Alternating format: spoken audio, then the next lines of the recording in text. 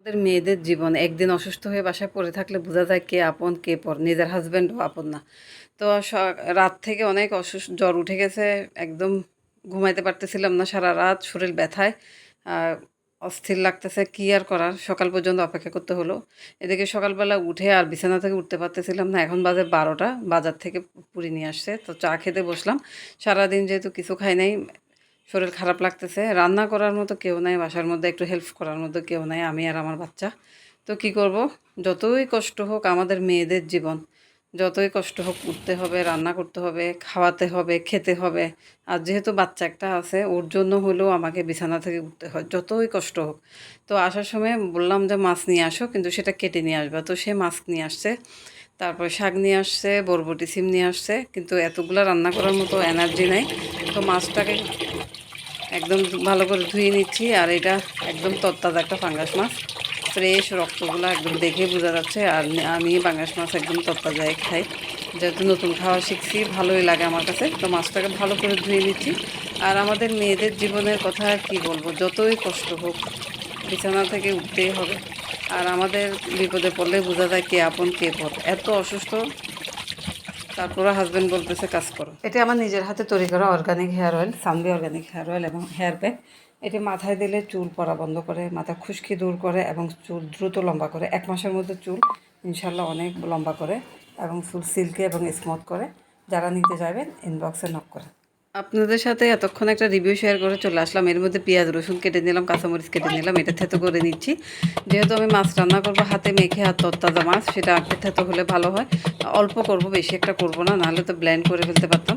এদিকে আমি থেতো করে এগুলাকে কড়াইয়ের মধ্যে নিয়ে নিচ্ছি। তারপর 2বারে করতে হলো, যেহেতু আমার কুজ্জাটা খুবই ছোট, মানে হামানদিস্তা। তারপর এদিকে পেঁয়াজ রসুন কাঁচামরিচ সব কিছু দিয়ে দিলাম, হলুদের গুঁড়া দিয়ে দিলাম, মরিচের গুঁড়া দিলাম, একটু ঝাল ঝাল করে খাবো, যেহেতু গায়ের জ্বর আসছে, মুখের মধ্যে রুচি আসতেছে না।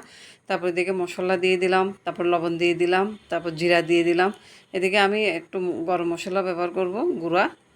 তারপর সরষের তেল দিলাম, দিয়ে ভালো করে এটাকে হাতে মাখিয়ে নিব। আগে মশলাটা ভালো করে মাখিয়ে নিব, তারপর আমি মাছটা দিয়ে দিব। আর আমার কাছে তরতাজা মাছ মাখা খেতেই কিন্তু খুব ভালো লাগে। এদিকে আমার মেয়ে আবার একটা মশলা দিয়ে দিল এখানে, ম্যাগি মশলাটা। এদিকে আমি মাছ দিয়ে দিলাম, ম্যাগি মশলা দিয়ে প্রথমবার আমি মাছ খাচ্ছি, কেমন হয় দেখি। তো ভালো করে মাছটা মাখিয়ে আমি এখানে পানি দিয়ে দিলাম। আর এই তরকারিটা রান্না করতে বেশিক্ষণ সময় লাগে না, সর্বোচ্চ 10 মিনিট, তাও লাগে না। এদিকে আমার মাছটা উতরে গেছে, এত সুন্দর ঘ্রাণ বেরোচ্ছে। আসলে কি, সেটা হচ্ছে আজকে ম্যাজিক মশলার কামাল, অসম্ভব সুন্দর ঘ্রাণ। এর মধ্যে ধনেপাতা ছড়িয়ে দিলাম, তরকারিটা আমার হয়ে গেল, বেশিক্ষণ সময় লাগে না। এর মধ্যে ভাবতেছিলাম যে একটু শাকটাও রান্না করে ফেলি, একটা তরকারিতে ভাত খেতে পারবো না, শাকটা ভিজাতে দিয়ে দিলাম।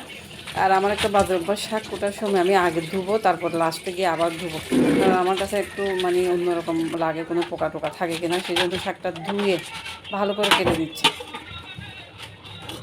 মানে আজকে একটু ছোট ছোট করব, কারণ হচ্ছে যে সময় নেই, সে কারণে। আর এখন বাজতেছে প্রায় 2:30টারও বেশি, মানে গায়ের জ্বরের কারণে একবার রান্না করতেছি, একবার গিয়ে বসতেছি, একবার গিয়ে শুচ্ছি, এমন একটা অবস্থা। তো শাকটা বসিয়ে দিলাম, লবণ ছিটিয়ে দিলাম। আমাদের মেয়েদের বিপদে পড়লে বোঝা যায় কে আপন কে পর, নিজের হাজব্যান্ড পর্যন্ত আপন হয় না। বাথরুমে অলরেডি কম্বল, বেডশিট, অনেক কিছু ভিজাতে দিয়ে দিলাম, এগুলোও ধুতে হবে। এদিকে আমার রান্না শেষ করলাম, মাছটা অসম্ভব মজা হয়েছে। রান্না শেষ করে রান্নাঘর পুরাটা পরিষ্কার করে নিলাম, কারণ এটা ছাড়া আবার রান্নাঘরের কাজ অসম্পূর্ণ থেকে যায়। তো আমি আজকে কী কী রান্না করলাম সেটা হচ্ছে, শাকভাজি করলাম, আর হচ্ছে যে এই মাছটা বোনা করলাম। আর কিছু করি নাই, সময় নেই। মেয়ের জন্য একটু করে পোলাও রান্না করলাম, আর আমাদের জন্য সাদা ভাত রান্না করছি, কারণ ও আজকে পোলাও খাবে বলতেছে, ও আলু ভাজি দিয়ে।